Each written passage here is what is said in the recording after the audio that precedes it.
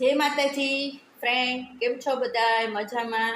તો આજે કંઈક એવું છે કે મારા સસરાની આજે તિથિ છે, તો રસોઈ સરસ મજાની બનવાની છે. થોડીક રસોઈ બફાઈ ગઈ છે, ચાલુ થઈ ગઈ છે, અને બ્રાહ્મણ એક છે એને ઘરે જમવા આવવાનું કીધું છે. તો આપણે કોકને જમવા બોલાવીએ ને દાન કરીએ એવું શૂટ મને ઓછું ગમે, એવું બતાવવું. તો મેં કીધું તમારી સાથે ખાલી વાત કરી લઉં. તો મારા સસરા માટે કપડાની જોડી લીધી છે અને બ્રાહ્મણને જમાડી અને આપશું, અને યથાશક્તિ આપણે એને દક્ષિણા આપશું. તો આજનો એવો વિડીયો કંઈક છે. અને હા, હું અને દીપ બે સીધો પણ દઈ આવ્યા અને ગાયને ખડ પણ નાખી આવ્યા. તો દીપ આજે ઘરે છે અને એના ડેડીએ ઓફિસે ગયા છે. તો ચાલો દીપ શું કરે છે એ તમને બતાવું. તો તમને બતાવું, યુટ્યુબમાંથી કંઈક શીખે છે અને થોડુંક તો આવડે છે. કા દીપ? થોડુંક થોડુંક આવડે છે. એટલે સરસ છે. અને જો આ ઓલા સરે સરસ મજાની દીપને ગિફ્ટ આપી છે. જરાક ઊંચું કરીને બતાવો. સરે ગિફ્ટ આપી છે તો એનો યુઝ બહુ સરસ થાય છે.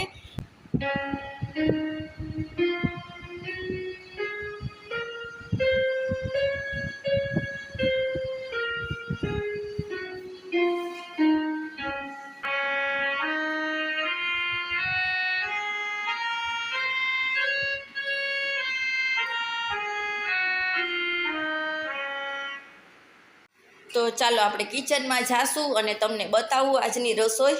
જો હજી સવારમાં 10:30 થયા છે, દૂધ ગરમ થાય છે. હજી તો 10:30 પોણા 11 થયા છે, બ્રાહ્મણ આવશે ત્યાં સુધીમાં. તો અહીંયા સંભારો સુધારાઈ ગયો છે, ભાત થઈ ગયા છે, દાળ પણ બફાઈ ગઈ છે, અને હવે બધી રસોઈની હું તૈયારી કરું છું. તો બસ બ્રાહ્મણ જમે એવું મારે શૂટ.